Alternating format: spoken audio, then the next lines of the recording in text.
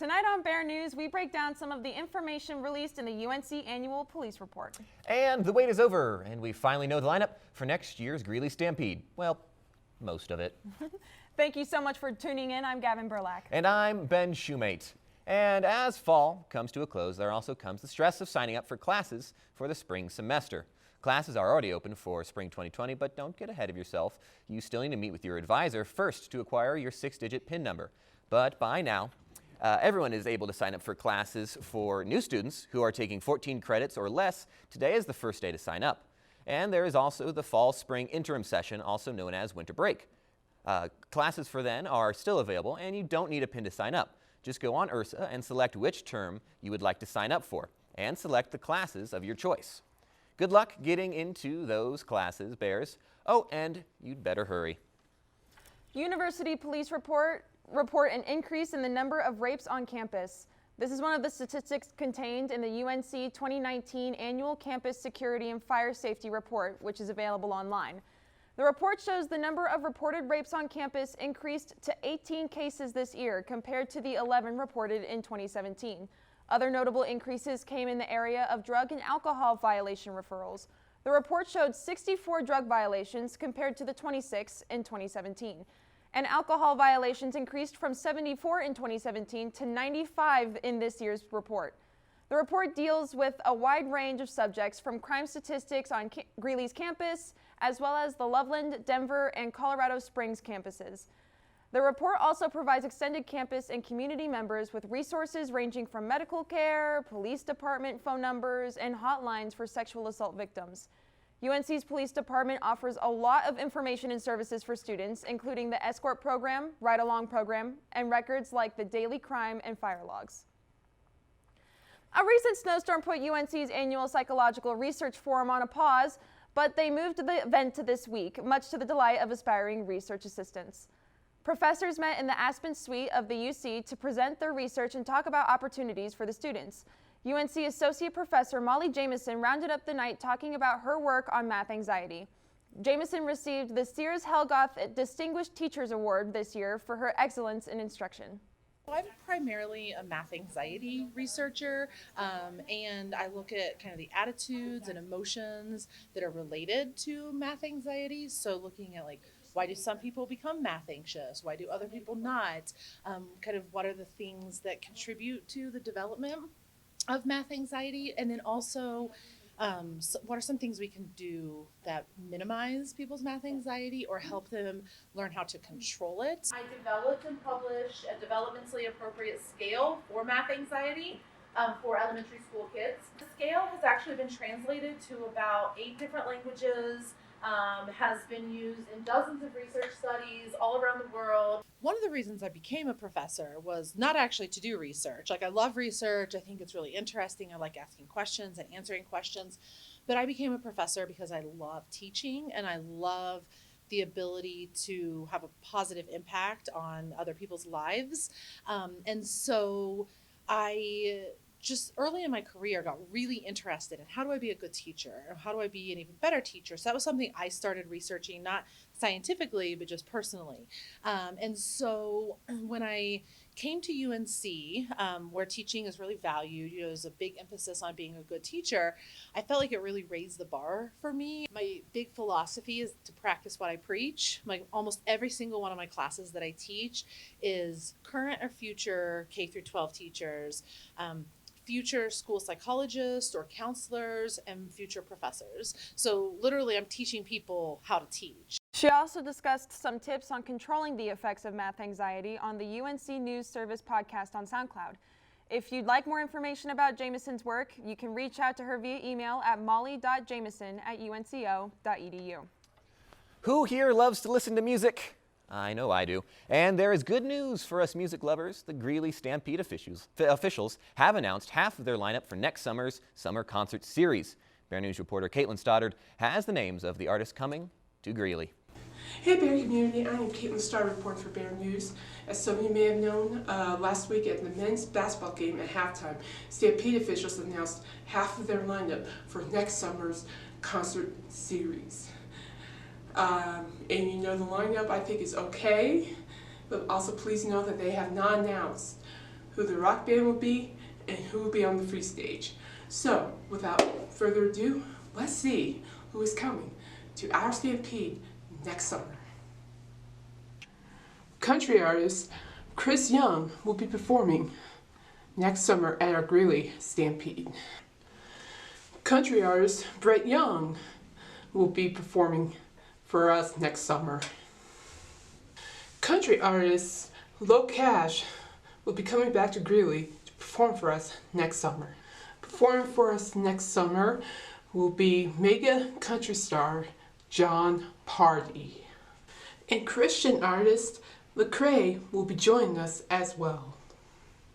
Well, Bears, it seems like we have the lineup, and I cannot tell you how excited I really am to hear some wonderful music here in Greeley, because this town really needs it. And also, please know that sometime in the near future, the Stampede officials will announce who the rock act will be and who will be on the free stage. And I have a question for you guys. Who do you want to see as our rock act on the free stage? Please let me know. I am curious to hear your thoughts. Reporting for Bear News, I am Caitlin Stoddard.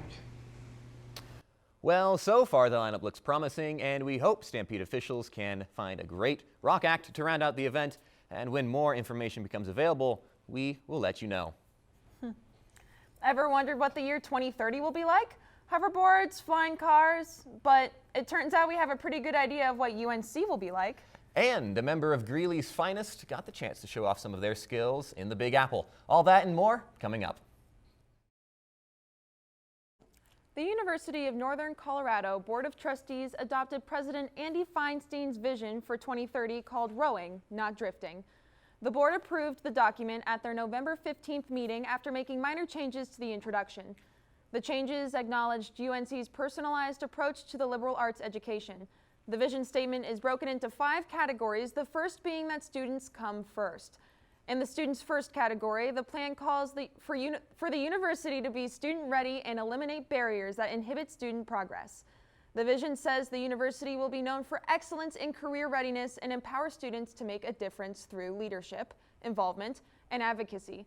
The plan also acknowledges all staff and faculty are educators who contribute to the student success.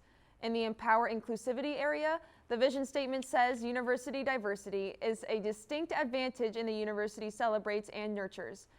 The plan says the university will celebrate diverse backgrounds and intersecting identities of all community members and says all individuals and perspectives are an integral part of the university's success and identity. In the Enhance and Invest category, the vision statement says student success relies on building a healthy and strong team. The plan says it's important to attract high-quality faculty and staff and support them as professionals and educators. The plan also calls for continuously improving the campus climate and culture to ensure a collective sense of belonging. In the Innovative and Creative category, the vision statement says learning occurs through critical inquiry, discovery, and creation. The plan says that by 2030, the university will be recognized as delivering the highest quality student experience in Colorado and provide distinctive educational experiences. The plan calls for the university to cooperate with local and regional organizations to help students transition from college to career. And in the Connect and Celebrate category, the plan calls for UNC to be the first choice institution for students because of the quality of the university's programs, staff, faculty, and strategic relationships. The vision statement calls for drawing on alumni for support both financially and through career advice, employment, and opportunities, and advocacy. Now that the Board of Trustees approved the draft vision statement, the president says the next step is to develop actionable outcomes and institutional goals in each of the 5 vision elements. They work to develop those goals through the spring of 2020. Oh, posting photos, liking pictures, and interacting with others are just a few of the many reasons why people use social media. But what if the concept of liking another post just disappeared? Instagram has been testing this theory since April, beginning in Canada and later reaching Japan and Brazil. The goal is to depressurize social media, which has been given a lot of negative feedback from users for lowering self-esteem, causing anxiety, and apparent cell phone addiction. You'll be able to see your own likes if you want, but the ability to see how many likes someone else got will be a thing of the past. This week, Instagram pushed the new update to a portion of the users in the US for a test run. According to analyst eMarketer, more than 106 million Instagram users are in the U.S., making it the platform's largest market. While it might not have happened to you, you're likely to know someone who has seen the new update. But don't worry, if your aspiring influencer career is put in danger, we'll be the first to warn you. Disney Plus just released its new streaming service on Tuesday, and students are on the fence about it. Disney Plus has a variety of movies and TV shows from Disney, Pixar Entertainment, Marvel, Star Wars, and National Geographic.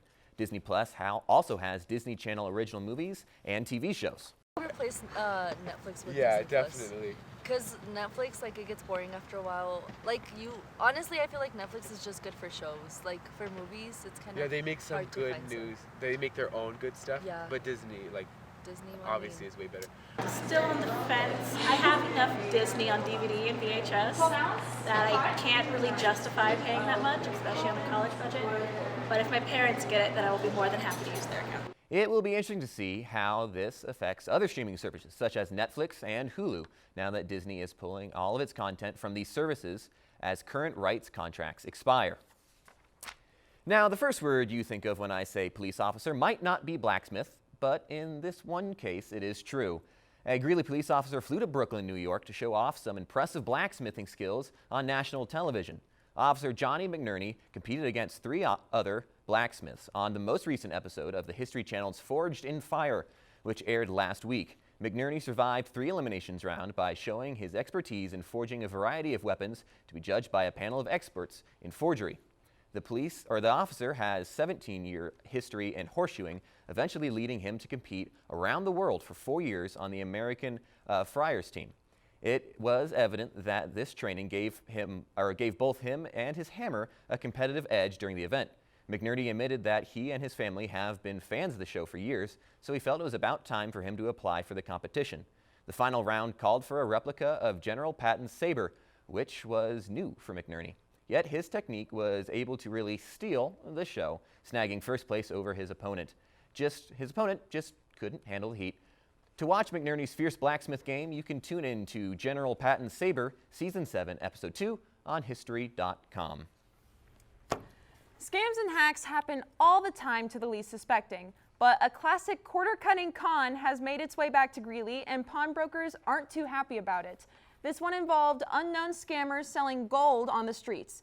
But what seems like 18-karat gold rings and necklaces turn out to be, well, not gold, forcing pawnbrokers to break the bad news to their customers. The nationwide scam was first reported in Greeley last year. With its comeback, Greeley pawnbrokers warn potential gold seekers of both its prominence and its consequences. Take a look. We aren't sure. We've heard some people that have been up in like Central City and Black Hawk, and people have been looking for money, to turn around and go gambling with it, and they're selling this fake jewelry and, trying to gamble. Then we've heard people being stopped at gas stations. They need money for food or gas for for themselves, and they're selling the jewelry and it's not real. Yeah, we've had quite a bit of it, that we've run across. People are, bringing in different rings and necklaces that are all been fake, and they've been stamped 18-karat gold. They're all fairly expensive because they're pretty heavy as far as weight, because that's what we go by is by weight. And they've been, couple of the necklaces that have come in, they've been, if they were real, would have been about a couple $1,000s. We've been around it enough. If you're around it enough, you could usually tell. But we've got a couple different ways that we can test for it also, if it looks real. If it's real gold, it's not magnetic. The fake stuff that we've seen, it's all stuck to magnets. Have it tested. Usually if the person's trying to sell you, especially on the street, I think if you asked them if you could go somewhere and test it, they'd probably tell you, no, I don't have enough time. So you just probably at that point want to just pass on it. Bottom line, if it seems too good to be true, then it probably is. Bankford warned that there aren't many ways to tell real gold from fakes right off the bat. One major indicator he told me, though, is the color. Real gold is a brighter yellow than other metals. Other than that, Bankford recommended to always get your metal jewelry tested, and you can do that at any pawn or jewelry store.